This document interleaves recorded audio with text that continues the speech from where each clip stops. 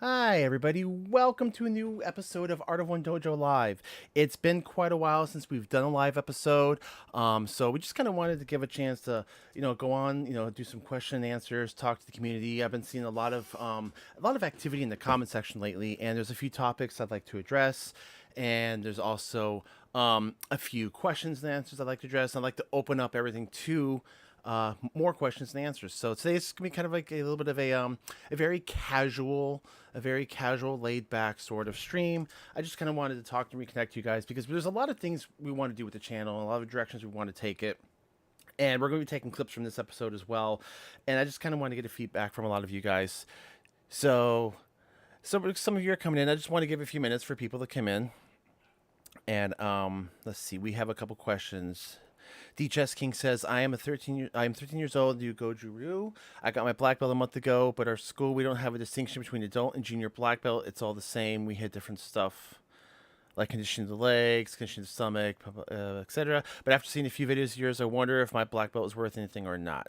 I absolutely think it does, especially the schools that make their curriculum the same for kids and adults, as long as it's the kids' material stepping up to match the adult level. I think that's perfectly fine. And actually, that's the way I prefer to teach. I much rather have kids work with the adult material and take longer to achieve it than water it down.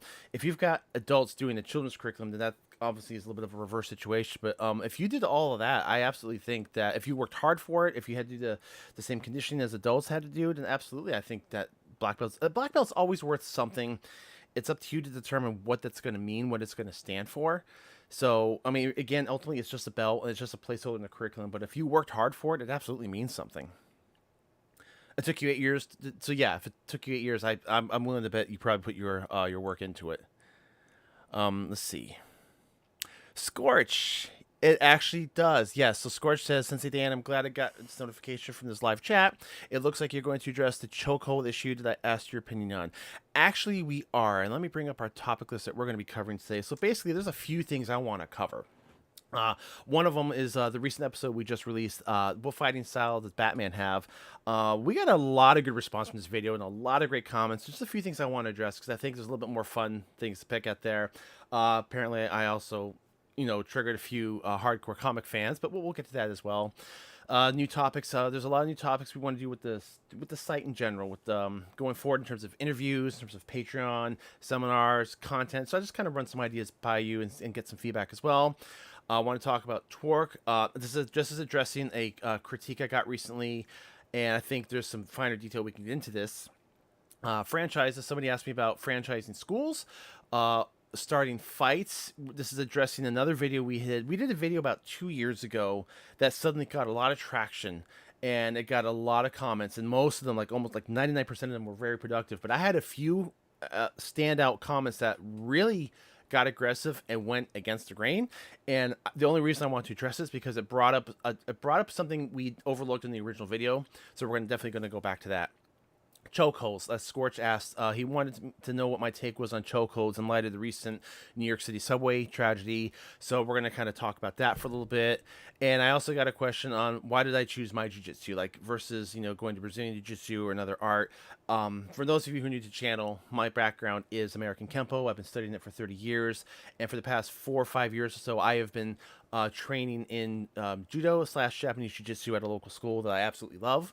And so people people are asking me sometimes why I chose that versus any other art or any other grappling art. And the image is obviously, just open it up to a lot of questions and answers. So I'm gonna definitely encourage people to talk. This is a back and forth conversation. I want to engage with the community a bit. So that's basically what today is. So we can go. And before we get started, guys, this is June. We have our shirts. If you have not seen our Colors of Combat shirts, we have 22 designs representing different arts. I'm going to be straight up honest with you.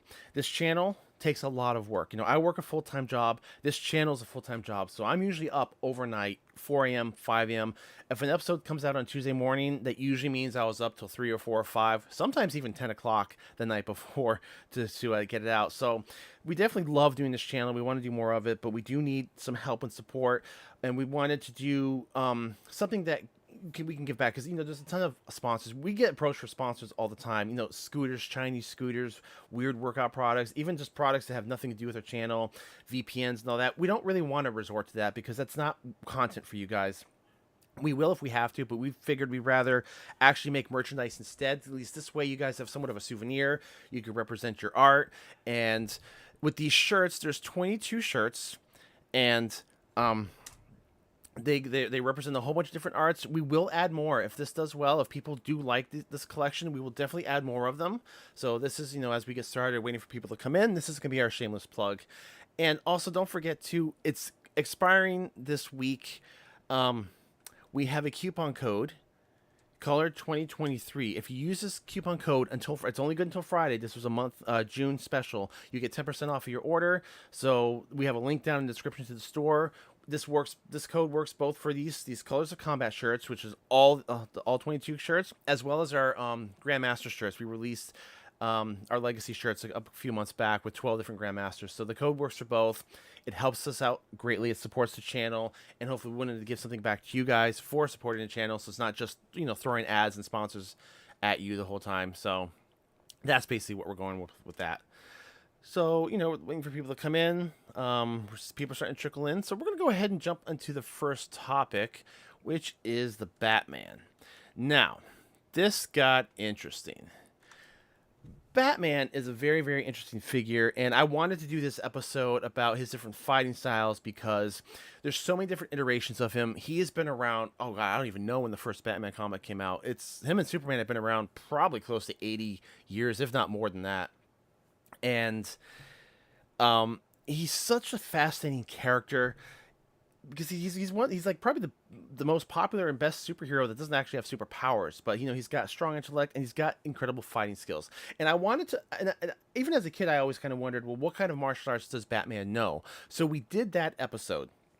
And what we did was we broke down the live action Batmans. We did the Michael Keaton, we did the Schumacher verse Batmans, which is the Val Kilmer, George Clooney, Christian Bale, Ben Affleck, and then Robert Pattinson, the Batman.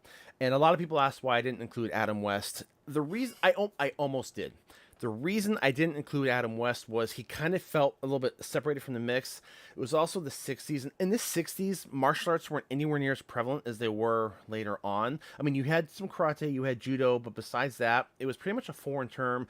And the show was also a little bit more of a spoof. So you really didn't, I mean, you saw some fighting, but you didn't really see any real martial arts in the show. Even though Burt Ward, I do believe, who played Robin, is a martial artist in real life.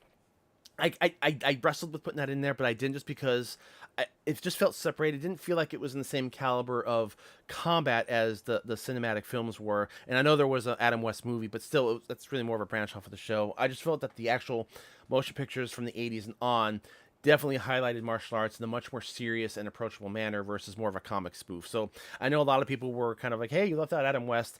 I left him out on purpose because I just didn't feel like he fit in that topic. But I had a lot of good feedback from that. People asking, yeah, he did the judo chop, absolutely. But I got a lot of great feedback, and the video's still doing really well. We're seeing a lot of comments.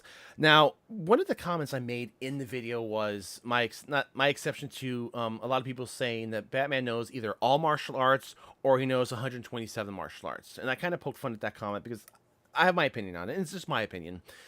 I think that's kind of boring in terms of a fan point of view. And I know it comes from the comic books that so many people saying, that comes from the comics. I know that comes from the comics. I didn't just pull out 127 arts, out of thin air. My problem with the number 127 is it doesn't really represent complete arts. Like there's too many ways to define a martial art in a system. You could either have like a dozen martial arts in the world, or you can have thousands. It depends on where you split the line. And for Batman to know all martial arts also doesn't make sense to me because it doesn't make sense for him to study, arts branch off over generations. They've been around for thousands of years. So you have an art that could branch off and branch off and branch off and branch off. It wouldn't make sense for Batman to necessarily learn every single branch of every art. He would, if anything, he'd go to the source material and take what he wanted from that. So a lot of people actually seem pretty upset that I was kind of going against the whole Batman knows all martial arts. I'm aware the comics are not real. I'm aware they're fictional. My personal opinion was I found it boring that Batman knows everything because I think it's a much more interesting conversation when there's limits. I think everything's more interesting when there's limits and you have to use creativity and tactical decisions in those limits. And I don't think it's any different with the Batman video. I think Batman wouldn't just throw himself to every martial art. I think he would actually sit and pick the ones that he wanted to learn, or depends on who he encountered, because nobody in the world knows every single martial art. And it's just my personal opinion. I know not everybody agreed, and I know it's from the comics, but I just kind of wanted to address that. And I also had a few people take exception to the continuity of the different Batman. I happened to mention that the Tim Burton movieverse and that the Schumacher movieverse were the same universe. And I had a few people, one person was actually like, stop, no, you're wrong. They're completely different. They are not in the same universe. Well, technically they are. I know there's a tonal shift between them, but Batman Forever is technically the same Batman. Val Kilmer is the same character that Michael Keaton played. It's just a different tone. It's got a different direction style. But when the movie was in production, it went under the title of Batman 3 for the longest time until they went to Batman Forever. And for the longest time, Tim Burton and Michael Keaton were attached until the studio kind of pressured Tim Burton to leave and resign, and that's why he's on as a producer role. But when Tim Burton left, Michael Keaton decided he was going to leave as well. And there's a interesting story behind that. The real reason that the movie shifted tone so dramatically was honestly because of merchandising and toys and McDonald's. Supposedly, from what I understand, and correct me if I'm wrong on this, when Batman Returns was coming out, McDonald's was the sponsor, and they were releasing Happy Meal toys based on the characters. But they got a lot of early drafts and early concepts of what the Penguin and the characters were going to be. So when the movie came out, and the Penguin was what the Penguin was, which was pretty disgusting character, green blood, drool. I mean, totally disgusting to look at. McDonald's wasn't happy because they had marketed this film towards children and Happy Meals. Parents were upset. McDonald's was upset, and they gave the studio a lot of flack because it went in a completely opposite direction. So when it came to Batman Forever, unfortunately, McDonald's and the merchandising had a pull and had a say, so the studio catered to them. That's why it's much more campier. It's lighter tone. It still has some darkness to it. The characters are goofier. They're silly. There's neon lights everywhere. And the movie took a much more campier, lighter tone. And unfortunately, it paid off for them because Batman Forever took in the biggest box office draw of all those three movies at that time. So I guess they figured that's the way to go. So when they came to Batman and Robin, they just cranked that dial up and they just ramped up the ridiculousness, and then they kind of blew out the gasket, if you ask me. I mean, that movie was just beyond ridiculous, but it's the same universe. It's the same Alfred. It's the same Commissioner Gordon. It's the same universe. It just has a tonal shift because of merchandising and the way they marketed it. But the four movies, the Burtonverse and the Schumacherverse, the four movies are technically Batman's 1, 2, 3, and 4. They are in the same continuity. And I broke down the fighting styles individually because there's obviously different choreography in play, and I thought it was a little bit more. There's a little bit more meat there to pick at than just say it was all one Batman. But they are definitely in the same continuity. Scorch says Bruce Wayne, being a trust fund baby, was able to travel the world and learn the best fighting system. He's similar to Elektra Nachos in that respect. Absolutely. So if you are able to travel the world, one, that's a lot of time. And that's the other thing, too, is the amount of time he had to train. And this depends on what source material you go from. I know a lot of comic books, he started as a little boy. The Gotham TV show, he started as a boy boxing and training with Alfred. Alfred, was in the military. But in some versions of Batman, he started as an adult or right out of college. Like in the Batman Begins movies, Christian Bale films, he left after, he was already an adult. And he didn't start until he fled and went to the mountains and found Ra's al Ghul and began his 7 years training. So depending on which version of Batman you're looking at, I think greatly affects on what he could learn. It was in 7 years. There's no way. 7 years is not a long time to master one art, let alone all arts. So, and I'm willing to, give him that he's a prodigy and that he's going to be more adept at learning. Maybe he's just really, really, really good at the martial arts, so he picked them up. But I still think it's a little bit kind of boring in my opinion, and just for lack of a better word, I find it far more interesting when Batman has to choose. It's just too easy to say, oh, he magically knows it all. But again, I know comic books are fantasy and they're escapism, and that's all cool. And if you disagree with me, I'm okay with that too. I just wanted to address that because it was surprising how much flack I got for that. So anyway, that's Batman. Now coming up, I also want to talk about new topics with the channel. So we have a Patreon, and we also have our YouTube memberships. There's the same content for both. We've got 3 different tiers: a white belt tier, a brown belt tier, and a black belt tier. And there's different content available for each one. Now, with that being said, I have noticed, and I know we haven't released as much. We have not released as much content as we were before because we've seen a lack of activity, and I'm not sure if it's people have lost interest, they're not interested in the content. So I want to open up to you guys, and especially if you're watching the stream later, please leave a comment down below.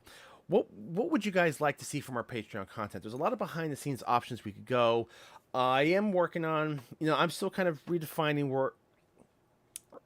my own training. I've been kind of soul searching for a bit for the past couple years in Kempo.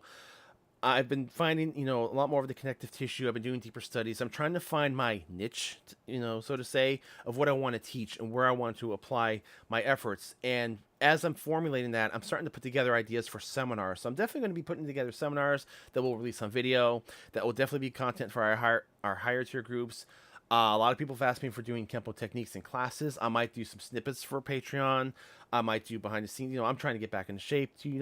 Life has had its challenges. I've had crazy work schedules, so I'm not in the shape I want to be, of course. So I'm trying to work on that as well. So do you guys want, I was thinking about answering viewer questions. If you guys actually, if Patreons and members ask questions, I'll do video chats as I work out. It's kind of like a walk and talk sort of thing, or a workout sort of thing, a mat chat. I just kind of want to get feedback from what you guys think. What would you like if you were to join up for our Patreon and our memberships? What would you guys like in terms of content? any behind the scenes, any workout videos, any martial arts videos, Kempo lessons, or me exploring other lessons too, I've considered taking techniques from other arts and trying to learn like one technique of Muay Thai or one technique of XYZ, and then looking at it and then how I would apply it to Kempo and vice versa. So, like I said, I'm open to ideas. Definitely would like to hear what you guys think about that. And going on to the next topic, torque. This one's interesting, and I kind of threw this in here as a chat for all of you because I released a video way back, I want to say 2018 or maybe 2019. It was one of our first seasons of the show, first years of the show. I did a video on Kempo power principles. And in Kempo, we have three ways to generate power. You have gravity, you've got backup mass, and you've got torque. And they're very, very simple. Gravity basically is, you're going to go throw a front kick. You're not just hitting with your foot. You're putting your whole body weight, this is backup mass, your whole body weight into that strike. Just like Mr. Miyagi said, power of whole body in 1 inch. If you're throwing a punch, you have to put your whole body power into this 1 inch. That's backup mass. You're putting your backup weight into your weapon that you're striking. Gravity is the same thing, but on a downward plane. You're using gravity to accentuate a strike. So if you're doing a downward elbow, you're not just using your arm. You're dropping your body. You're tightening your core. You're dropping your legs a little bit. So you're using gravity to generate that power. Then there's torque, the twisting motion. And I think most of us get the concept of this. You twist your body, like you're going to throw a round kick, you twist it and you unwind. That twisting generates power. And to go even further, all three of these concepts, you can go two ways. You can go forward, back. So you can do backup mass forward, or you can even go in reverse. Gravity, you can utilize gravity on the way down, or you can do the reverse. So if you're standing up for a strike, so if you want to do an upward elbow strike underneath someone's chin, that's all well and good. But if you're dropping down low, and if you're coming up and using your leg power and coming up with it at the same time you're striking, you're adding more power. So you're actually going against gravity, but because you're traveling upward, you're still generating power. So gravity can go up and down, backup mass can go front to back and side to side, and torque can twist one way or the other. It's like an axis. You can either rotate clockwise or counterclockwise. And rotating, and this is where the contention came in. We had a viewer, I'm not going to name his name, but he started debating about the whole his criticism was a little bit unclear. He kept trying to say that wasn't an example of torque, and that you're not generating power the same way, and he's trying to use karate as an example. And it made me realize that, and of course, doing this channel, looking at other systems, there's a lot of different ways to generate power. Not every system does it the same way. Karate uses torque very differently than Kempo does, differently than boxing does. Even other arts like Bujinkan, I know there's controversy with the art, but they have their own ways of generating power. They don't do a lot of twisting and torque because they try to keep more of a slender profile, but that's based on their particular needs. So every art does power a little bit differently. And I know karate, especially traditional karate, there's a lot of accentuated hip rotation, a really, really sharp snap that generates a lot of power. In Kempo, at least American Kempo, we don't do that so much as we do the rotation, we drop and we settle. We use that rotation and torque to twist and settle into a strike if we're doing a reverse punch. Or what I demonstrated in the video is right here. Here's a clip of it. What I did was I had a clip of, let me bring it up 1 second. I was demonstrating rotating into your opponent. This is what's called direct torque. I'm twisting. It's not as clear in the video as I could have demonstrated it better, but basically it is a twisting action. I am doing a quick rotation of the hips, but I'm also rotating towards my opponent. That generates power. That toward power, or that rotation towards the opponent, generates a lot of power. Now, you can also generate power by rotating again. So if you're rotating back, if your body's going in the opposite direction as you strike, you do a whip-like action. That's indirect or counter rotation. So just like any other power principle, you can rotate on one axis or you can rotate on the other. And he was trying to tell me that I wasn't torquing enough, there wasn't enough hip action. And I just want to point out, torque can come from a lot of different parts of the body, and it can come in varying degrees, and it's extremely subtle.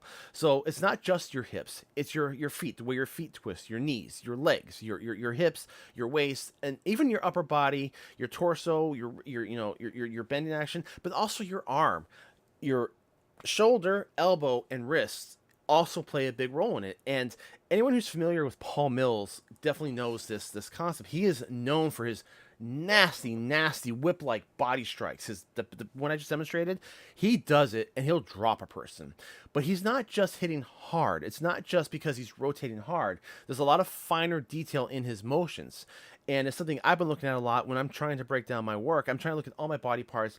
So when I rotate my hips in my waist, I'm not just keeping my dead arm straight. There's a bit of a rotation to it. My wrist does a subtle snap. My elbow does a subtle roll. My shoulder does a subtle roll. So that when you do it all together and tighten, it's one solid shot. So you're getting rotation in your wrist, your elbow, your shoulders, your hips, and even your legs. So there's a lot of ways you can generate power. And I'm kind of curious out there too. If you study a system, how does your art break down your power? Because I've watched other videos, karate videos, and it interests me to see how people categorize it differently and how people approach this. Let's see some of these questions here. Okay, the Cosmic Burrito says, in crime fighting, Batman, he was a good fighter, not just streetwise. You can have all the training that's out there, but street fighting has different requirements. I agree with that too. So, street fighting, I don't want to call it an art, but it is an education. It is a discipline of sorts. Batman doesn't really street fight. Like, of course he can. He's a good street fighter, but street fighting really is more of a one-on-one sort of thing, fists up and duke it out. That's not Batman. Batman doesn't want to engage long. He's more of a, I'm going to drop in, I'm going to hit you, and I'm going to put you down as fast as I can. I'm going to move on to the next guy. Multiple attackers, stealthy, fluid. I don't really want to, I want to say it's a little bit elevation above street fighting. It's not just street fight brawling. He's got the smarts, he's got the discipline for it, but there's a little bit more finesse to that than just, street fighting. Ooh, seminars, yeah, so okay. Jay Fearless says, it's a comic, so yes, you can master all 7 arts in 7 years, or all arts in 7 years. Batman exists in a different universe. There's no Gotham City anywhere. I'm aware of that. I know comics do all sorts of crazy things, and they can do whatever they want, and that's the wonderful thing about comics, is because they are an escape, they are fantasy, they can do anything in the world that they want. And yet Gotham City is basically New York. It depends on how you look at it and the different versions. Or in the Christian Bale movies, it's Chicago. It's what it looks like. Metropolis is also a version of New York. They often have the statue. Batman Forever had the Statue of Liberty, so it's just kind of like their own version of New York City. And I know everything is a fantasy. Let's see. Scorch says, it's possible that Master Kempo Joe Rebello knows more martial arts than Batman does. You know what? I'm going to second that. I actually, I've spoken with Rebello a few times. He's a wonderful man. He is very well versed in a lot of different arts. Every time I talk to him, he's showing me stuff from different arts, like Chinese martial arts, Filipino martial arts, different forms of karate. He actually and a big congratulations to him. He just received entry into the Kempo Hall of Fame this past weekend. Paul Casey hosts the Kempo Hall of Fame every year, so Master Rebello was just inducted into that. So I want to issue him a major congratulations on that achievement. Excuse me, but yeah. So anyway, that's just where my take is. My personal take on Batman is, I know the comics can do whatever they want. I just think it's more interesting when he does something that is more of a intentional decision. So yeah, this works. So now on to the next question. And this I actually kind of messed up on a little bit, because this was supposed to be, we're doing a Q&A section at the end where I'm going to address actually some viewer emails. I goofed up. I haven't streamed in a while, so I put stuff a little bit out of order. But I'm going to go ahead and put up the question now because it was asked. Pause Tape asked me, how do you feel about franchise Kempo karate schools, because there's a pushback on some schools because of the short curriculum and the way they focus on children versus adults? I'm going to repeat this question again. How do you feel about franchise Kempo schools, because there's pushback on some schools because of the short curriculum and the way they focus on children versus adults? This is an excellent question, and I know there is a major stigma when it comes to franchise schools, and it's often coined or often paired with the term McDojo. And there seems to be a misconception on what the word McDojo means. There's so many times people will comment, "Oh, this art's McDojo, that art's McDojo." An art is not a McDojo. A school is. A McDojo, by definition, is a school that sacrifices the quality of what they're teaching for the quantity of what they can sell. It's money first above everything else. They come up with different clubs they try to sell you. They water down the information. They crank out belts, and they charge you exorbitant amounts for it. A McDojo is a school and it can be a franchise of schools, but a McDojo is a school that prioritizes capital gain over what they're teaching. So a school can be a McDojo that's of a particular art, but the art itself, you can't just say, you know, Kempo is a McDojo or Taekwondo is a McDojo.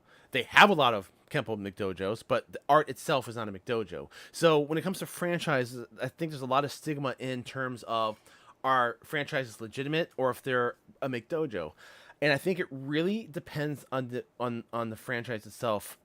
When I started out, I've had the fortune of having many different tastes of this. The first school I was training at, I didn't know at the time, was essentially a McDojo. We had a black belt club. You know, if you paid extra amount per month, you got an extra class you got to go to for like weapons training or whatever. We got a spiffy red top, you know, a special red belt, whatever. That's, you know, and over time, it was all about memorizing, just pushing you through the curriculum. That was a McDojo at the time. He broke off from the franchise. He was part of a local franchise, and he broke off and went to traditional Parker Kempo, and the school improved. Like that McDojo feeling went away. The Black Belt Club went away, and we focused more on the material. So I kind of saw firsthand the difference there. And then later on, when he left, we had an assistant instructor come purchase the school, and he took us under the Jeff Speakman umbrella. We became a franchise school of Jeff Speakman Kempo Karate, and this is before the 5.0. 5.0. And Mr. Speakman came down a few times. You know, he did the seminars. He kind of oversaw the school. And I would have to say it was definitely, for a franchise, Mr. Speakman's franchise is a good franchise. There's good quality control.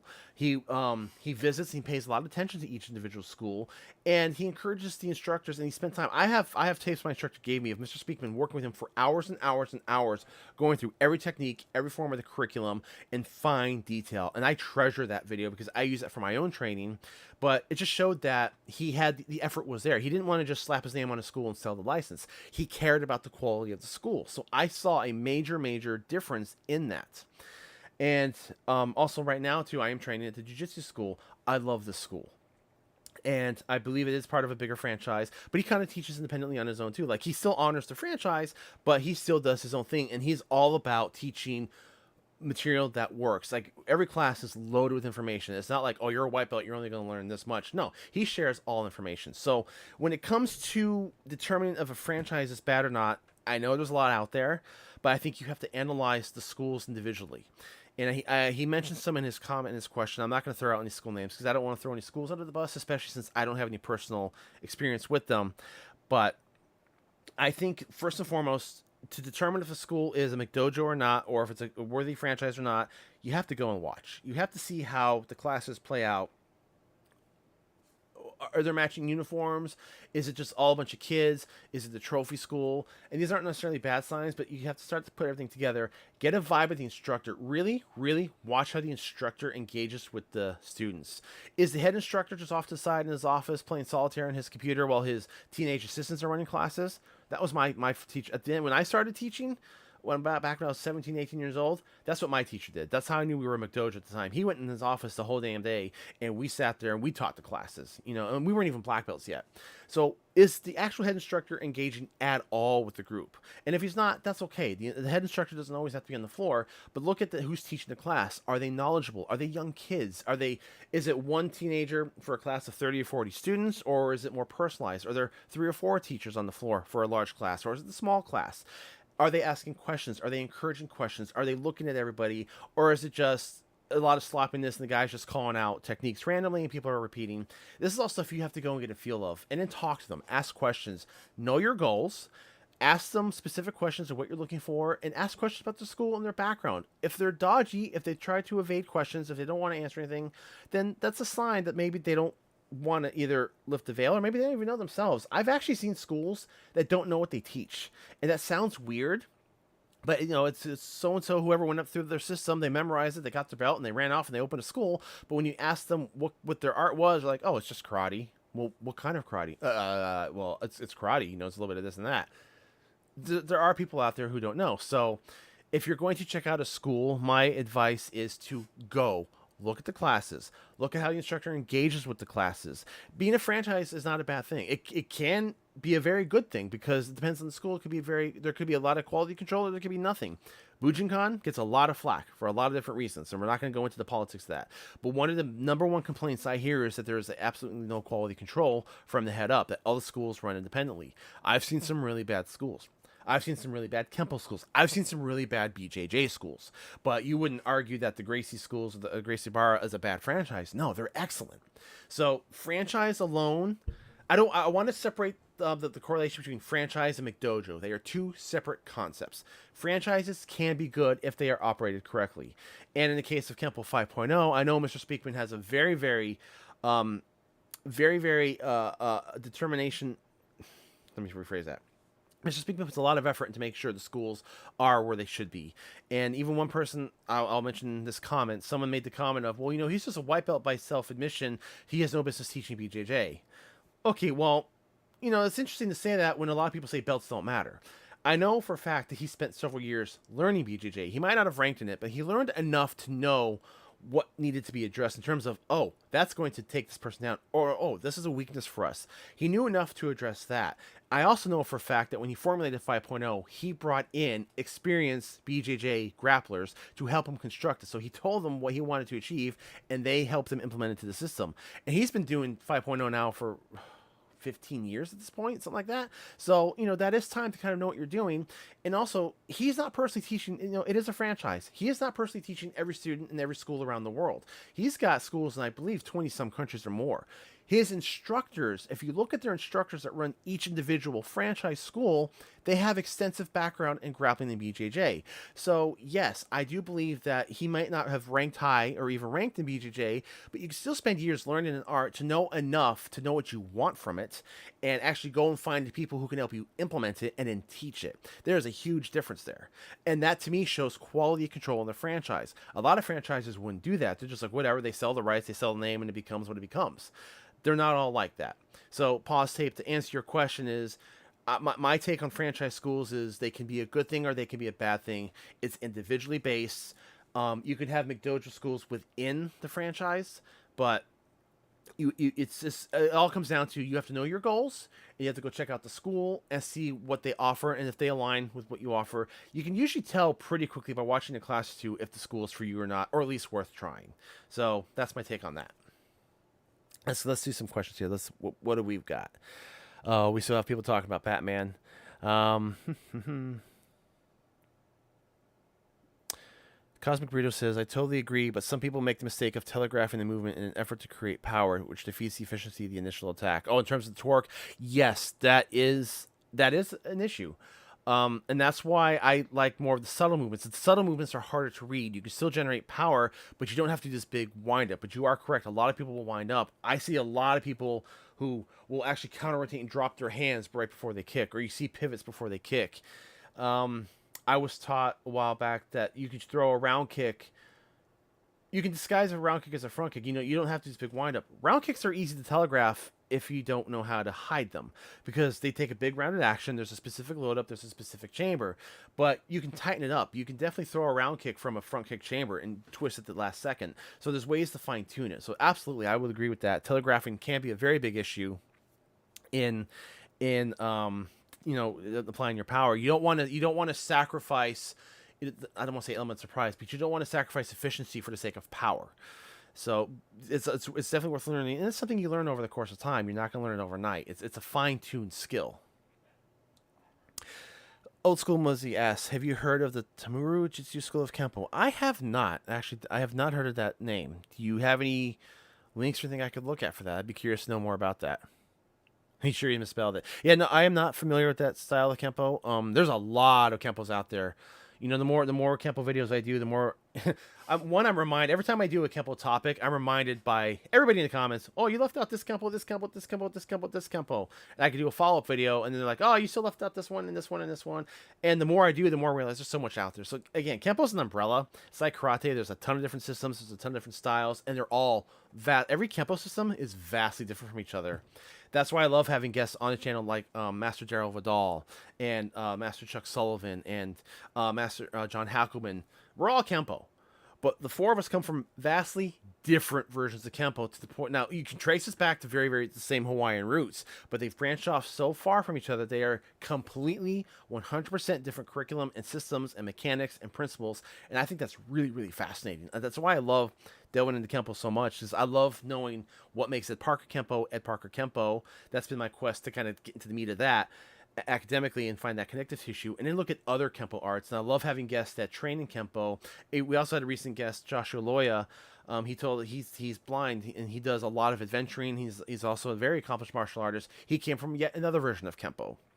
And it's really interesting to see different perspectives.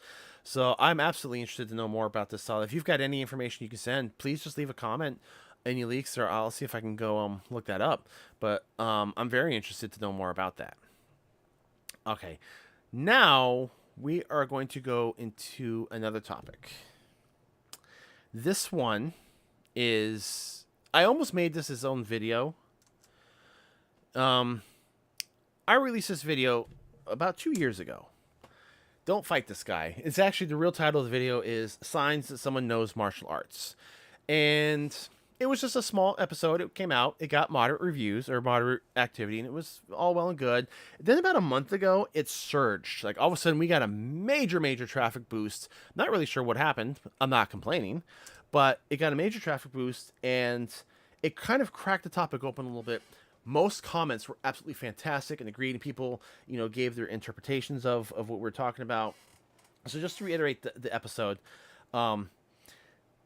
the whole point of the video was to talk about how to be safe if you're out and about. Be aware of your environment. Look at who's around you. Just know who's around you. And because sometimes, people can give off signs that there's something wrong or they could be a threat. So the whole first half of the video was talking about how to avoid a fight. Signs you can look at. Being aware. If someone makes you uncomfortable, take notice and then try to avoid a situation if that's possible. The second half of the video talked about if it's not possible to avoid a confrontation. If you've done everything you can, but you find yourself in a situation where you have to fight for your life or defend yourself, then there are certain signs you can look at to try to determine what that person may or may not know. And it's not to say that you can profile somebody easily, but there are signs, little telltale signs, that at least maybe you can pick up on if the person has even fighting experience at all. Because you never know. It's scary going up against someone unknown. You never know who knows what. And you can easily misread a person. But, a boxer's going to, if someone goes into a fighting stance, it's a little bit easier. A boxer, a Muay Thai guy, a BJJ guy, a karate guy, a Kempo guy, a Kung Fu guy, they're going to carry themselves and position themselves different ways. But if it's just a stand-up argument or it's things are heating up, you don't always know. And one of the signs, too, is if they're extremely calm and quiet and they don't seem all that intimidated, to me, that is a little bit more worrisome than the guy who's loud and feeling on about. Like, there's posturing, but you can also sometimes tell when someone's trying to hold back and be a little bit more reserved. So basically, that was the whole topic of the video, was trying to point out that there's signs that you can look at if you feel uncomfortable. There's things you can pick up on to determine if someone might be a danger or not, and efforts that you can take and use your environment to avoid a conflict. And then the second part was, if there is a conflict, what little nuggets of information can you withdraw from the situation that you could use to your advantage? Because if you start to suspect someone's a grappler, a BJJ guy, you're going to want to keep your distance. You're going to want to keep your center of balance back. You're not going to want to get within the reach where they can easily do a double leg takedown and take you down. If you suspect the person's a kicker, like a Taekwondo guy, well, you're going to want to stay away from that range. Maybe keep in a little bit closer or go further back. So basically, whatever information, intel that you can pick up on, you need to be able to use in the moment to assess what your best strategies are. That was the whole point of the video. I almost made this the whole episode because I had a handful of comments. That really came at me hard, and it highlighted something that I don't think we addressed in the first video. So I know, don't feed the trolls. I did indulge because, like I said, I think there's an important element that we didn't highlight in the first video that I want to address right now. And before we get into it, okay, so yeah. So basically, the first comment I read was, "Oh, so you're a proponent of willingly getting into the fights?" No, not at all. Like, that's not all what the video said. A handful of people seemed to insinuate that I was telling people to get into fights and how to pick weaker opponents. I don't know where they got that from. If I conveyed that, I went back and I watched it several times. I don't feel that I convey that message at all. In fact, the very, very, very first thing I say in the video is you should avoid the fight at all costs if at all possible, but sometimes it's not possible. So there are signs you can act on. How people interpreted that as me encouraging people to pick fights, I'm not really sure. I do invite anyone to go back and watch the video. We have a link to that in the description as well. I'm kind of curious if I came across that way. I do apologize, but I don't think I did because I was pretty clear. At least I felt I was pretty clear in the whole idea that the objective was to avoid the fight. But if you had to, what can you pick up on? So no, I am not a proponent of willingly getting into fights. I'm the exact opposite. I'm a major proponent of avoiding fights at all costs for two basic reasons. I don't want to get hurt, and I don't want to hurt someone else.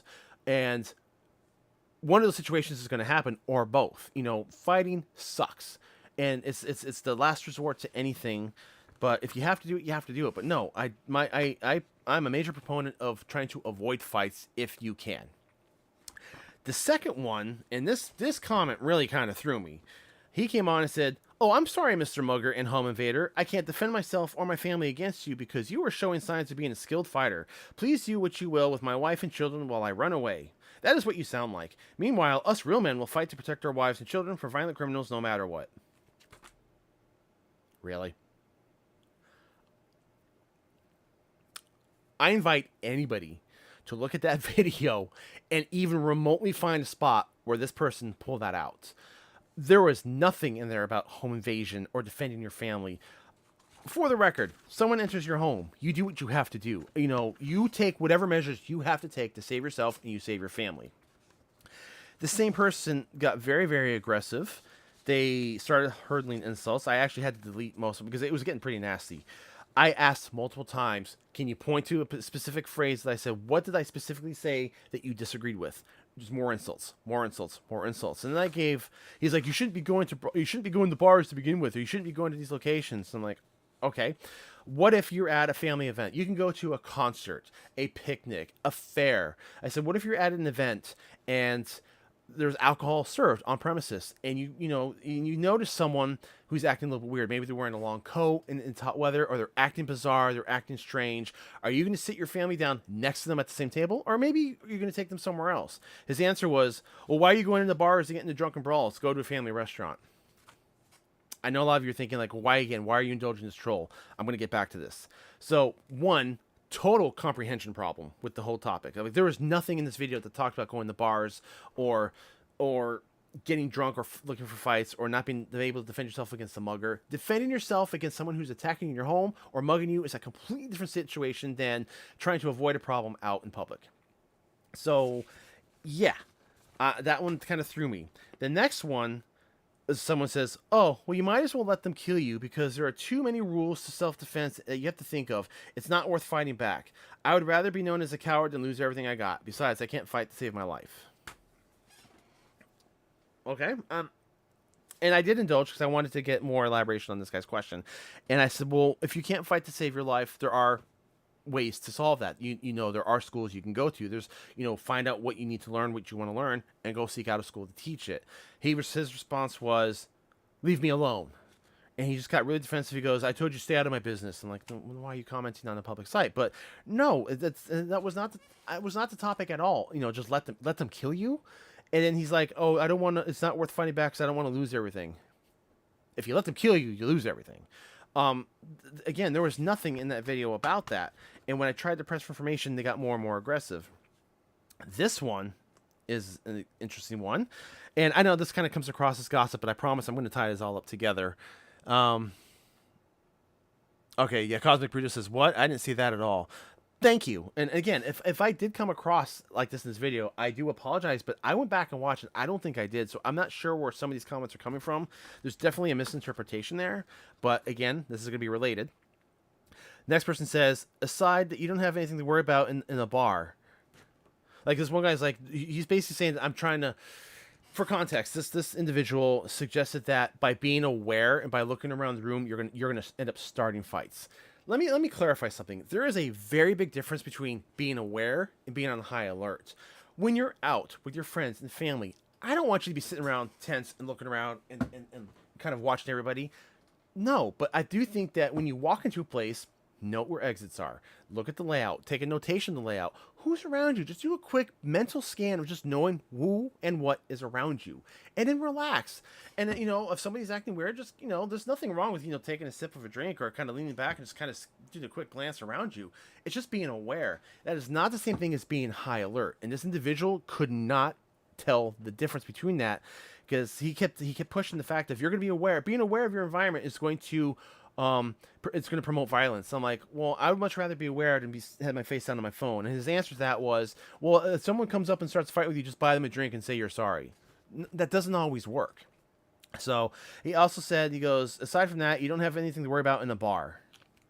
Now, this individual is from another country. I don't know what country, but he was trying to argue, you're much more likely to get attacked while walking home in the park and all that. I'm not debating that. Depending on where you live, that could absolutely be the truth. But to say, so he admitted he wasn't in the United States. But to say you have nothing to worry about in a bar is an incorrect statement. I personally know somebody, a coworker. Thankfully, he's okay right now. But at the time, a few years ago, he was out to drink after work, and he got into an argument with another fellow, and then it seemed to simmer down. But a while later, that guy came up and snuck up behind him, grabbed him by the neck into a chokehold, pulled him off his bar stool, and threw him out the front door and broke his neck. And, if I got into an altercation with somebody, you better be damn sure I'm going to keep an eye on them the whole night, at least roughly where they are. And if I feel uncomfortable, I'm leaving. So, and to say that there's nothing to worry about in the bar, people get drunk. There's been so many times I've seen situations that almost broke out that I actually used a lot of the advice in this video to remove myself. I went to a bar. It was a billiards hall several years ago with a friend. It was our favorite place to go play pool. And one night we showed up, and it was under brand new management.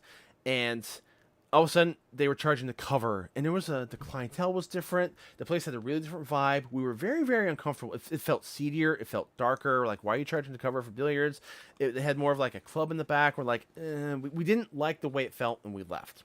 We found out the next day that there was an altercation at night, and there was a shooting. So we listened to our gut feeling. Thankfully, we weren't there. But no, yeah, he's saying that the worst you're going to encounter in a bar was a pickpocket. I'm sorry, that is just not accurate. You could be anywhere and something could happen. You just need to be aware of your surroundings.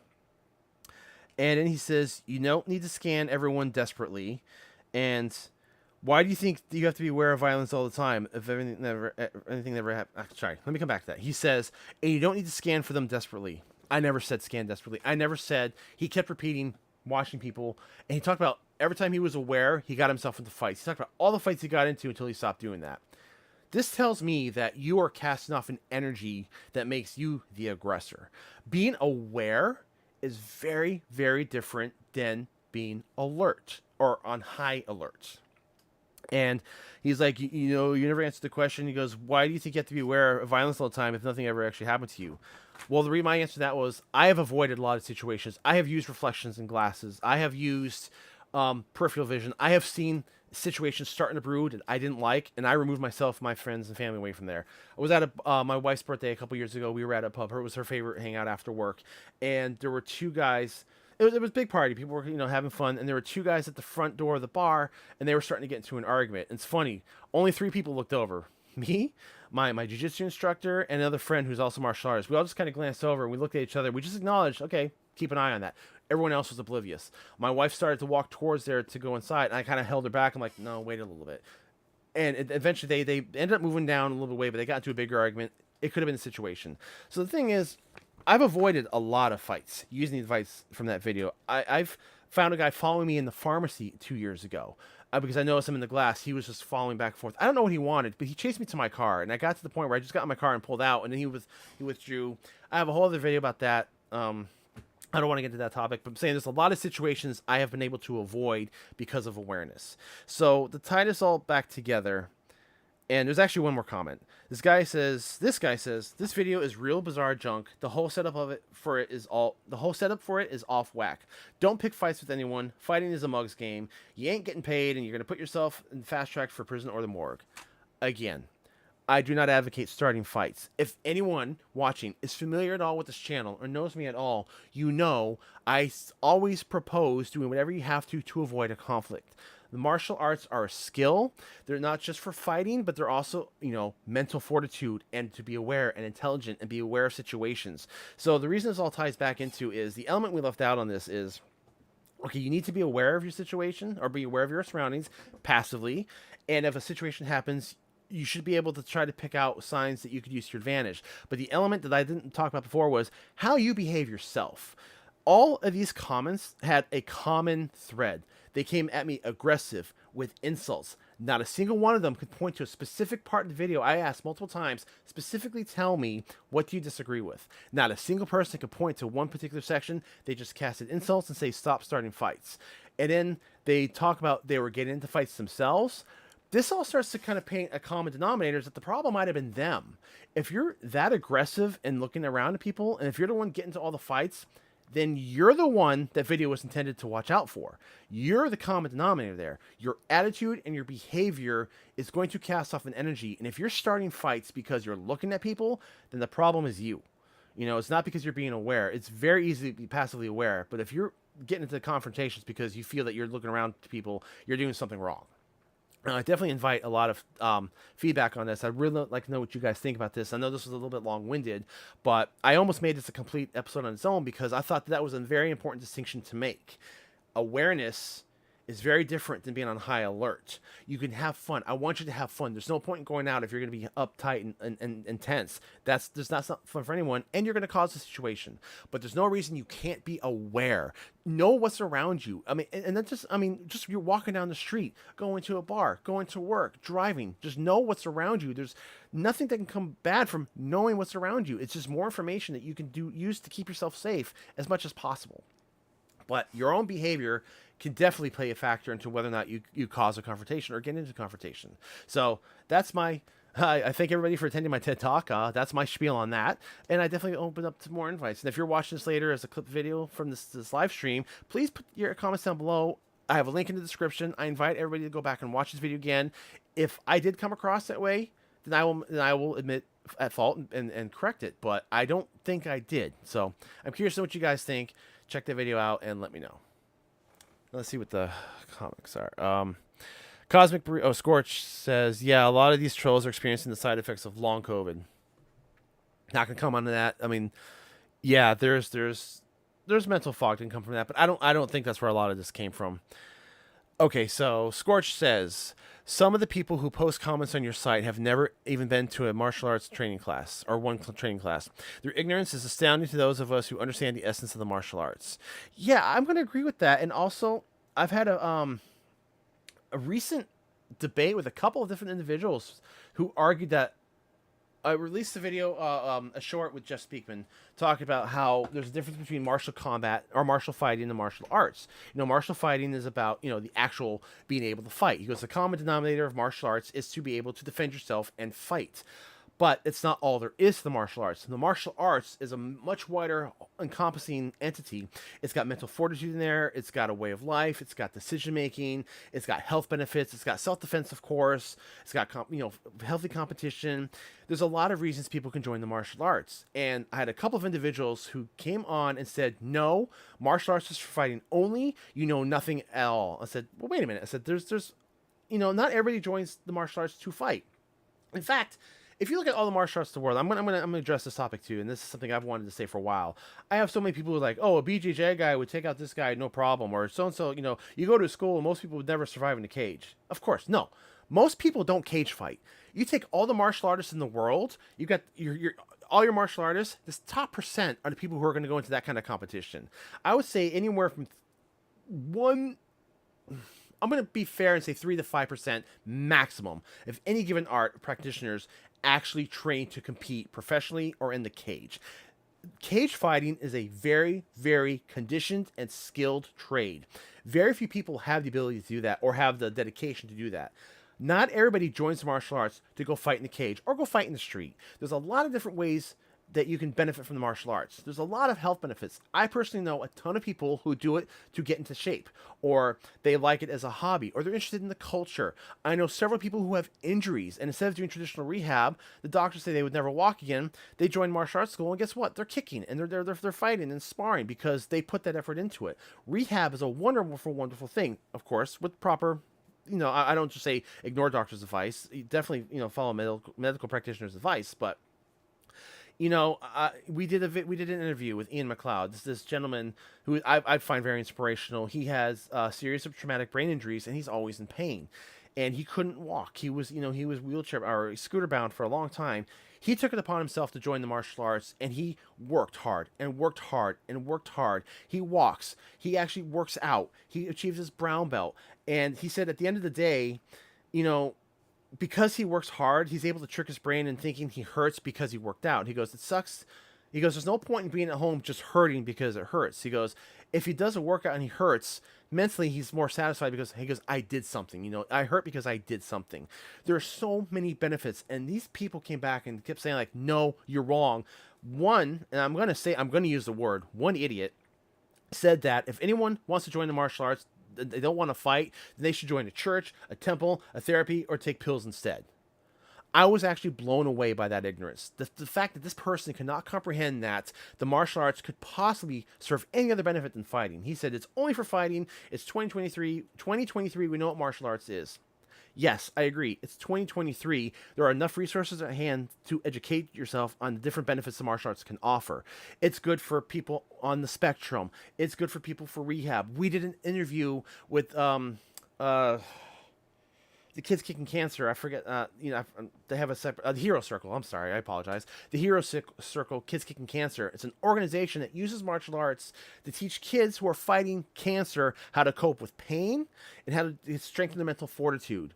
If that is not a perfect example of what martial arts can do for you, I don't know what is. That is the mental side of the arts. These kids aren't training to fight. They're fighting a different type of fight. And to say that anybody who needs therapy or has an injury or trying to do rehab or has health issues, that they have no business going into a martial arts school and should take a pill instead, I'm sorry. I'm calling you out. You are flat out wrong, and that is an ignorant perspective to take. The martial arts has so many benefits to it. It's not always about fighting. Yes, the whole idea is to be able to defend yourself. You should be able to fight, and that's what Mr. Speakman said. The common denominator is that you should be able to beat someone up or be able to hold your own in the fight. But that's not the end goal. The end goal is to make yourself a better person. Whether you want to be a better competitor, or you want to be better in your health, or a better role model, or better teacher, whatever it is, you have no business telling people why they can't join the martial arts because it's not aligned with what you have your blinders on and you think it's going to be. And that just really upset me because there's so much effort that we put into these videos to try to build this bridge in this community, and that mentality is out there. That is the problem mentality. It's one of the biggest issues I see in the martial arts is people saying that, no, it's only my way, this is the way it should be done, anything else is wrong. No, it's not wrong. Maybe it's not right for you, but it's not wrong. So that is, again, my 2 cents on that topic. I think the martial arts have a ton of benefits to it, and I think that there's a lot you can draw from that. And I kind of lost train of thought for a second. I went on a little bit of a rant. Oh, yeah, so back to what they were saying. It sounds like they're trying to argue for the sake of arguing. Spatial awareness is pretty important in today's times. It's not being paranoid. It's being aware of your surroundings. Exactly. There's nothing wrong with being aware of your surroundings. And, yeah, where did I get that? Oh. So yeah, sorry, go back. So this whole thing started from Scorch. So yes, I agree with Scorch. What you said is that a lot of these comments come from people either who have a very limited view of the martial arts, or they've never actually trained and they don't know. They only know what they've seen on TV or what they've read. Armchair warriors, keyboard warriors, whatever you want to call them. A lot of people have a preconceived notion in their mind of what martial arts should be or what it's supposed to be, or they limit themselves to a very slim margin of what it should be. And I don't think that's healthy. And if you disagree with me, I welcome discussion below. And again, if you're watching this as a clip later, because this is part of a live stream, if you're watching this clip later, I invite you to put down below what your thoughts on this process are. Do you think that martial arts is only for fighting, or do you believe that there are other health benefits that can come from it? And if you feel there are health benefits that can come from it, or other benefits that I haven't even mentioned, please suggest it down below, because I'm always willing to explore them. Best live yet. Sensei Dan's spent some hard facts. Yeah, the inspiration behind the stream is because, like I said, we're working on some new topics. I'm trying to put new interviews together, and there's just been, and I've really tried to engage with our community. And I talked to Mr. White Belt Zach or Zach a lot, and you don't see him on the channel very often, but we talk about the channel a lot, and we plan a lot behind the scenes, and we're always looking at the comments.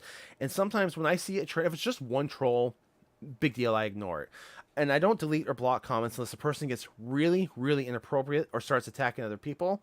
I try to leave. If you disagree with me, fine, disagree with me. But when there's a trend, when I see the same comment come up, a certain amount of times within a short window, I want to address it, because then I kind of want to nip that in the bud, because then that feels like there's a message. Either I want to make sure I'm not casting off any messages that we shouldn't be. I'm all about 100%. This channel is about positivity. I think the martial arts are such a dynamic way of life that there's so many things to look at, and there's so many things you can draw from it. Too many channels are negative. Too many channels want to point out frauds or point out this, but I believe, and I sincerely believe that every single martial art in the world has at least one thing positive you can draw from it. Even if you think the art is complete crap and it's something you absolutely hate, I'm willing to bet that there's one concept in there that you can like and draw from and implement in yourself. And with that being said, with all the thousands of arts that are out there, I think you can always, always, always learn. So I don't mean to come across aggressive, and I'm definitely not bitter. But when I see stuff like this, I feel like either clarification is needed or we need to address something because there's an idea floating around that it's not representing what our motive here on the channel is. So that's kind of where this is coming from, and that's the motive of this live chat. Like, I wanted to engage you guys today and hear what you're saying and get opinions and and take it from there. I definitely want to open to questions and answers. So okay, now going on from there. So we've covered quite a few topics. And I think this has been a good discussion so far. The next thing I want to talk about is chokeholds. And this is what I believe. I believe it was Scorch who mentioned this before. He asked a question. I'm going to bring it back up. Hold on one second. Let me get there. Okay. So to address this user question, Scorch 1028 asks, I hoped in light of the recent NYC subway chokehold tragedy that you might weigh in on the issue of martial arts schools teaching and allowing chokeholds. This is an excellent, excellent question. And I actually sat and thought about it for a little bit because I wasn't sure how to approach this. I'm not going to get into the specifics of what happened. I'm sure a lot of you saw in the news about an incident where, there was an incident on the New York subway where a mentally ill man was put into a chokehold for restraint and he ended up dying. And it's brought up a lot of controversy about chokeholds in general because it's been in the news. We've seen police brutality with it. We've seen a lot of instances of this being applied and the person dying. To address the question of how do I feel about the chokeholds being taught, honestly, I see no problem with it being taught because, like any other martial arts technique, you are taught a proper way to do it. You are taught, or you should be taught, appropriate times to do it. And you learn a lot of stuff with martial arts that are brutal, that are, striking to the throat, breaking legs, breaking limbs, breaking necks. That's all in there. None of it's banned or shouldn't be banned to learn. But the difference is how you choose to use it. Like any other technique that you learn in the martial arts, it is your responsibility to take that knowledge and make good choices on if and how you're going to apply it in real life. In this particular situation, and I know a lot of tournaments will ban it, a lot of competitions will ban the chokehold. Bottom line, you are handling someone's neck. This is a very, very vital part of the human body. It's very easy to injure. You've got blood vessels, you've got your trachea and airway. There's a lot of ways you can injure a person. You've got your spine and spinal cord. It is so easy to hurt someone's neck. For those of you who were watching earlier in this live stream, I cited an example of a coworker of mine who, in a bar, a guy came up behind him, grabbed him to a chokehold, grabbed him, pulled him off a stool, threw him outside, and twisted and broke his neck. Thankfully, he made a full recovery. But the neck is such a fragile part of the human body. It's strong and weak at the same time. So anything you are ever going to do with the human neck, you have to understand the responsibility you are taking in your hands. Now, when you're learning a technique such as a chokehold, you have to accept the responsibility that there's going to be a consequence to that. In the case of the New York subway incident, from what I've seen and what I read of incident reports, is that this guy held a mentally ill man for about 15 minutes in the chokehold. You can't do that. It takes seconds. You're not cutting off airway. When you do like the rear naked choke or you're doing like the jiu-jitsu chokeholds, you are not cutting off the airway. You are actually, here's an example. The airway's involved, but you're also cutting off blood supply to the brain. That carotid artery, if you pinch that carotid artery off, you are cutting off oxygen to the brain and blood flow to the brain.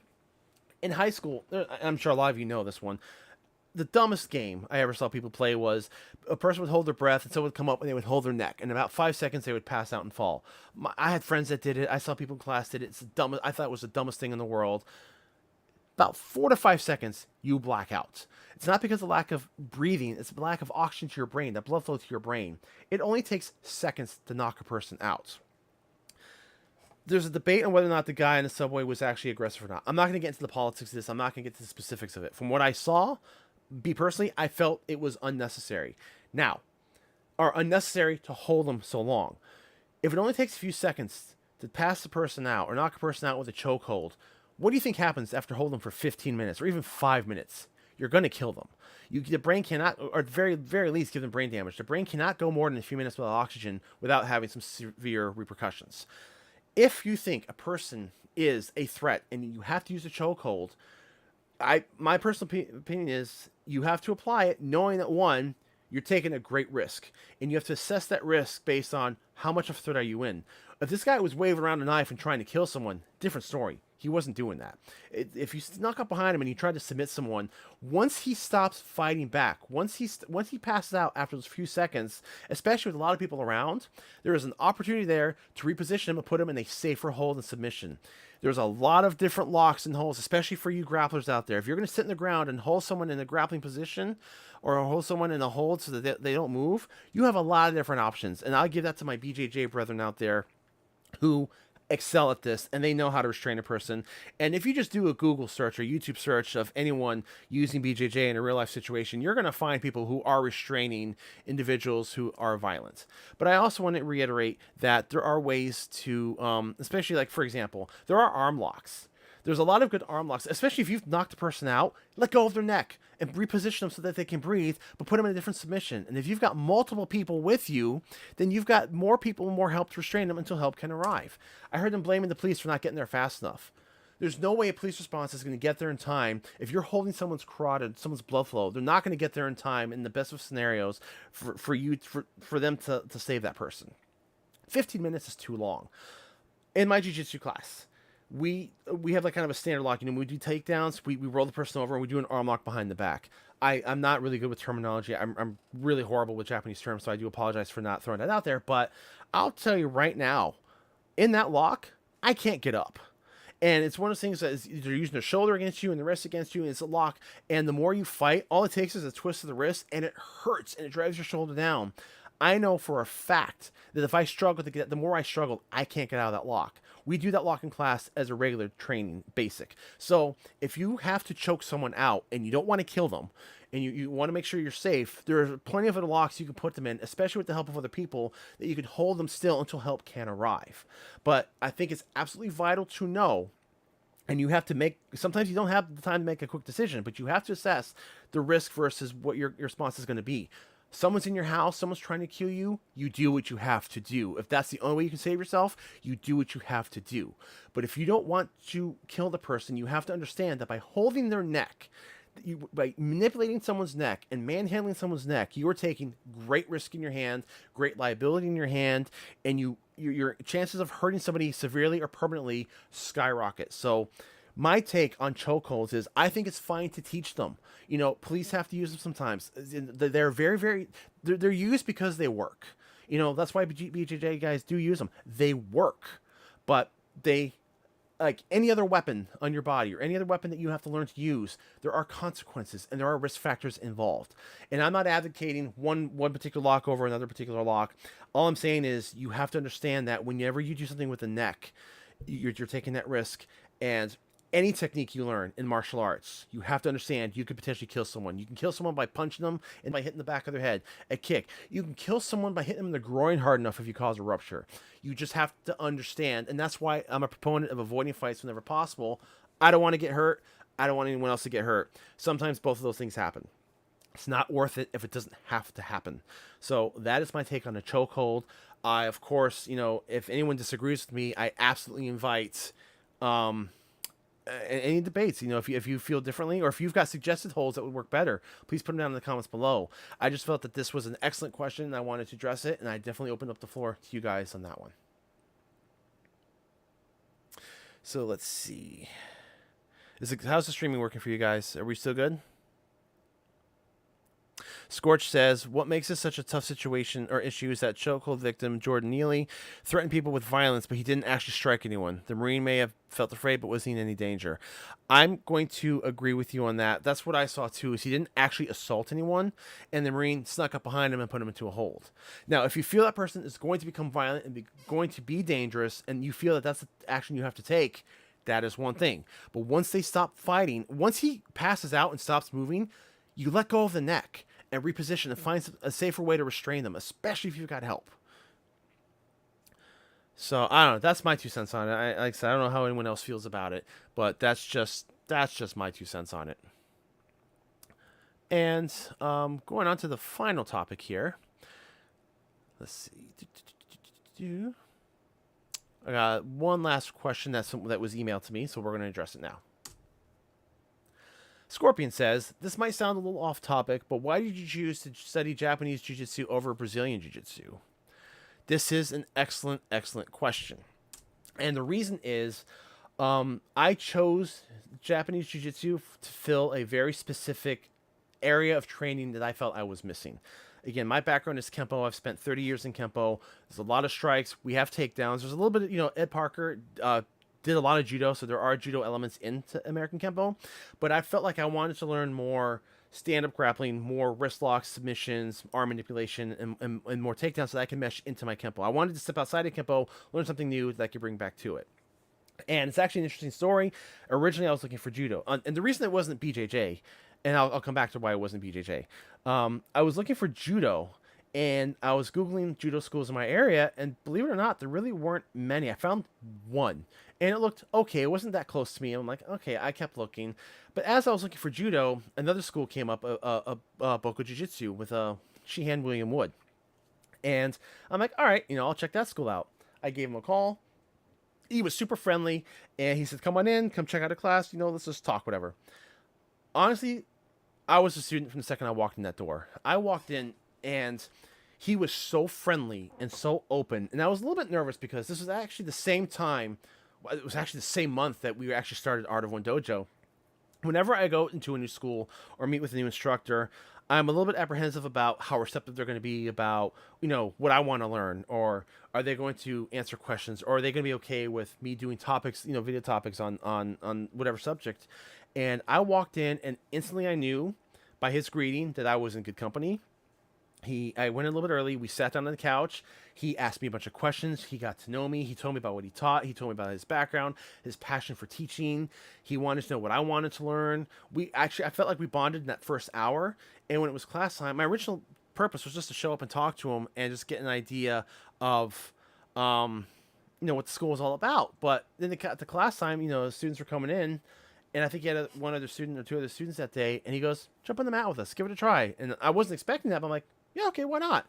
And by the end of the night, he had me doing flips in the air.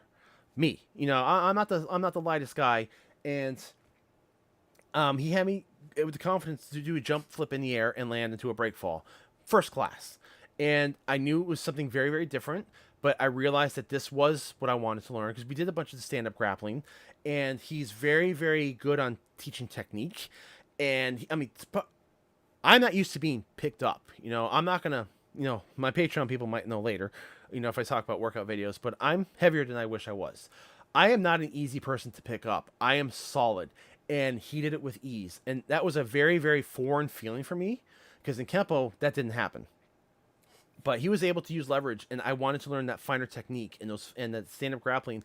And the more I trained with it, the more I realized it meshes beautifully with Kempo. I am finding a symbiosis between the two arts, honestly. So there's times in jiu-jitsu class where we're going to go do a throw, and I'm like, oh, I can do this strike here. I can do this Kempo move here. I can go into this.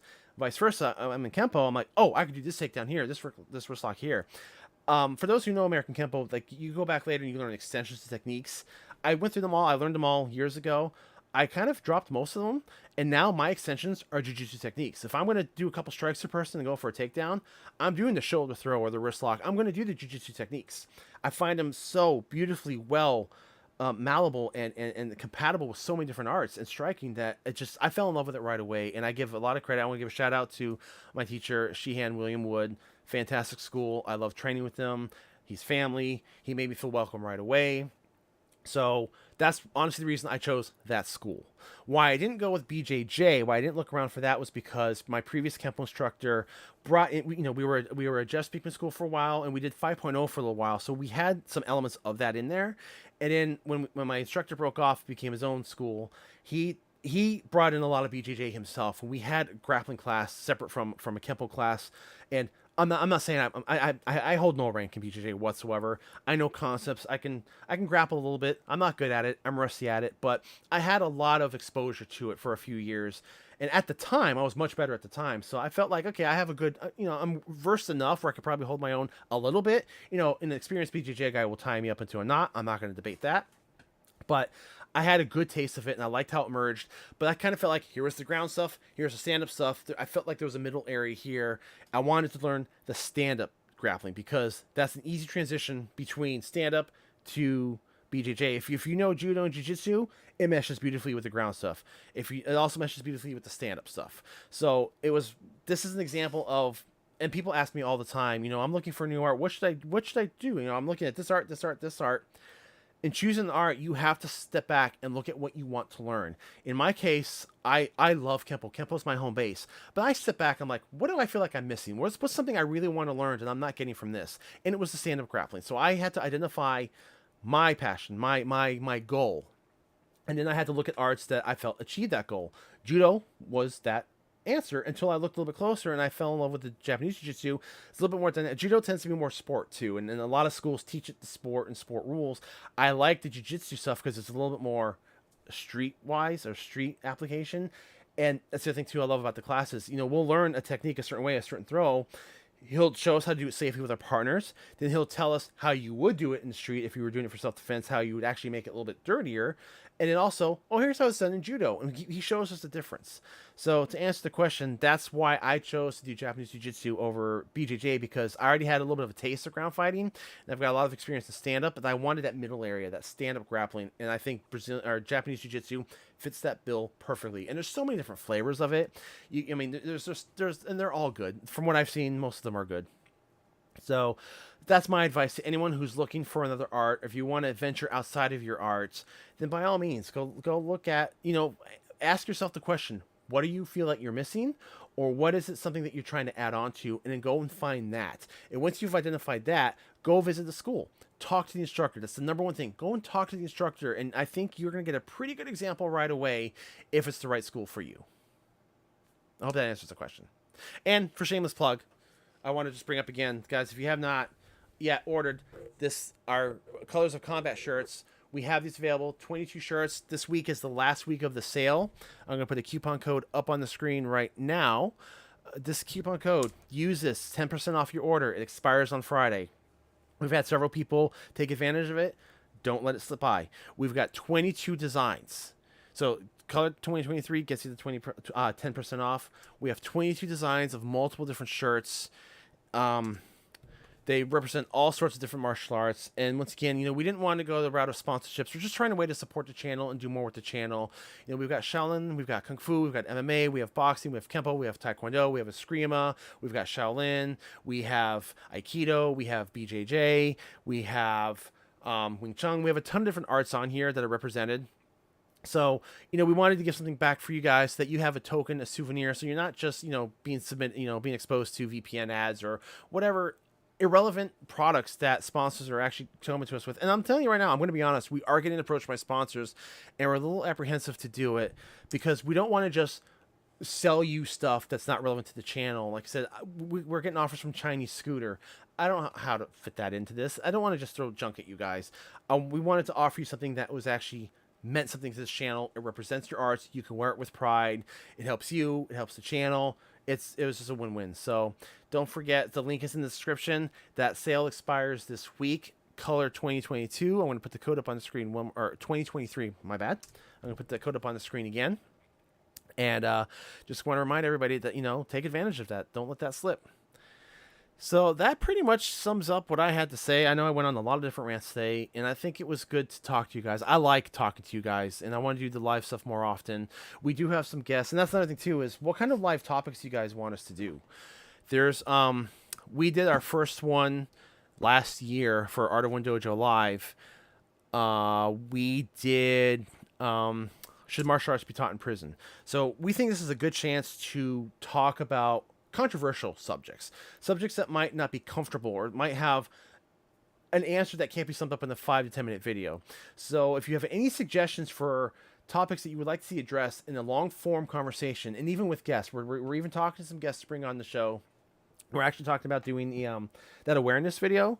We're working on bringing that hopefully in the next month or two, maybe. We want to make that into a live discussion because we have someone, a friend of ours, who has extensive experience in the military, Israeli special forces. Guy, was trained to combat terrorists. He trained in Krav Maga. He's had some severe pressure testing. He teaches security. He worked in security enforcement. He knows his stuff. So we're going to bring someone onto the show. We're working that out right now to make that a full discussion. But what kind of topics would you guys like to see? Controversial or not, something that you would like to discuss in our live topics. Because our normal episodes, we like to cover little nuggets, but our live discussions open up the door to a much more wider range of talking and exploration than a normal episode would. So we just got a couple minutes left. Let's entertain some questions. Let's see what see what some of the comments are saying. Cosmic Burrito says the martial arts show just exactly how easy it is to hurt others and how important it is to respect that. I 100% agree. It's a responsibility, and there's a myth that says you have to register yourself as a lethal weapon when you get a black belt. That's not true. At least not in America. That's not true at all. But it is something good to keep in your mind that you are learning ways to destroy a body. And when you make the choice to use those ways, they might be justified, they might not be. Again, that comes down to the situation. You do what you have to do. But whenever you use one of those ways to destroy the body, you have to understand there's going to be consequences of destroying the body, and they might, and there's a very fine line about going too far. So absolutely, part of knowing the martial arts is just knowing and respecting how easy it is to hurt another person, or even to get hurt yourself. If you do something wrong, you land the wrong way with the throw. If you don't know what you're doing and you don't respect it, you're going to hurt yourself. Let's see. Beware without picking fights. Absolutely. Yeah, we talked about that at great length. Nicholas Murray says, I've done Shotokan for more than 10 years. I've got second brown. I'm still going strong and still working on Bosadai. You're going for 10 years. That's awesome, man. I have a lot of respect for people who spend a long time in the martial arts, because that's one of the biggest obstacles, in my opinion. And I've seen people drop out. I see most people drop out, at the wipeout level when they realize the novelty's worn off. But oops, my bad. I kicked the camera. Ha ha ha.